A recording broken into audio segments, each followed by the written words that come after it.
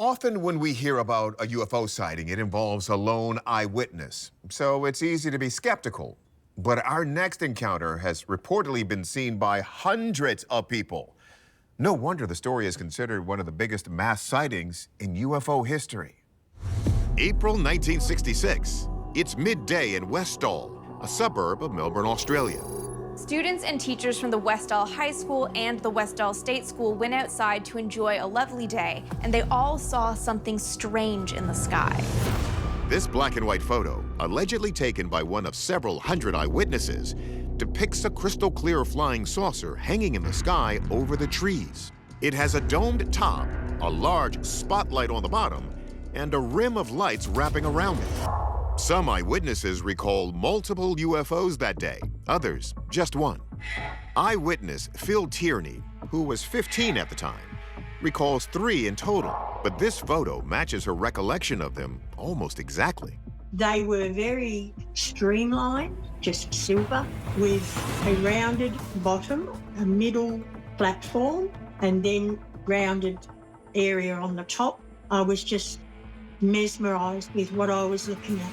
Remember, those claims come from hundreds of people, students and teachers alike.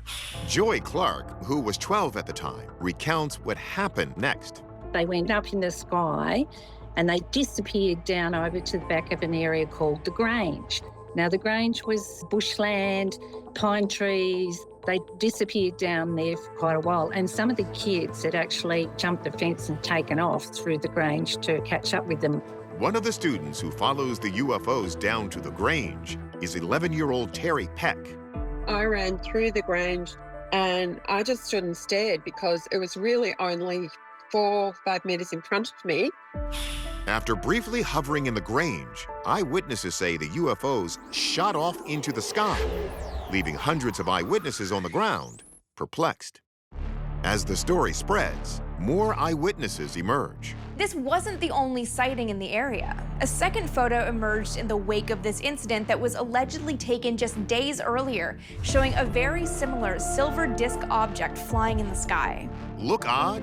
We turn the photo on its side, and yet again, we have a flying, metallic, dome-shaped object. But despite the avalanche of eyewitness accounts, some are quick to dismiss these sightings. The principal told us it was a weather balloon, and if we spoke to the media or anybody else, we would get into big trouble. It's been speculated that the alleged balloon in question was part of the secretive Project Highball. The Highball program was a joint US-Australian program to test atmospheric radiation levels in the 1960s. So the object might have been a high-altitude balloon, but the Highball explanation doesn't totally fit what the witnesses said they saw. No way in hell do I think that was a highball balloon. How could a balloon take off that fast and turn on its side and go like that straight up in the air? We know what we saw. They were some sort of aircraft, but in saucer shape. I would lay my life down it wasn't a balloon. Take a look at these sketches. This is what Phil remembers, and this is what Terry remembers. See the dome tops? This one even has those lights around the rim. They definitely look a lot more like flying saucers than deflated balloons to me. So let's give these eyewitnesses the investigation this case deserves. Hundreds of witnesses and 2 photos that might prove it all.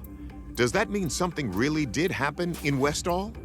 Yeah, I think the fact that hundreds of people reported seeing something means that something was actually there. It doesn't mean that it was an alien spaceship, but it means that there was something in the air. So we don't think the sighting itself is a hoax. However, the same can't be said for that black and white photo. The lighting itself seemed weirdly inconsistent. We had these very, very dark trees in the foreground. We have some light on the grass here, but that would be coming from above. This looks like it's kind of lit from below. It doesn't seem like something that's actually there in this scene. And that could be an important clue. In the days of film and even with cameras today, you can take a single photo of a terrain like this, and then take a second photo and overlay it on top.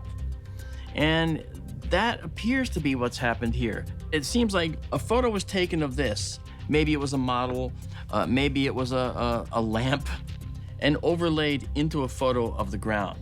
Chances are, whoever made this photo heard the Westall eyewitness accounts and simply matched their descriptions.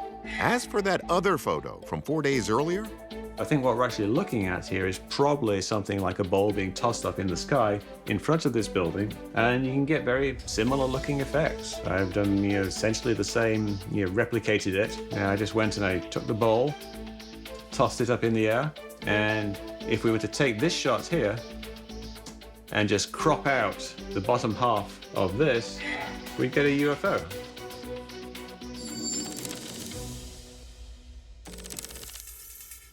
Our verdict? These two photos are likely hoaxes. But the Westall incident itself, with hundreds of credible witnesses, that still remains unexplained. We may never know with certainty what happened in Westall, but we're pretty sure it wasn't a balloon.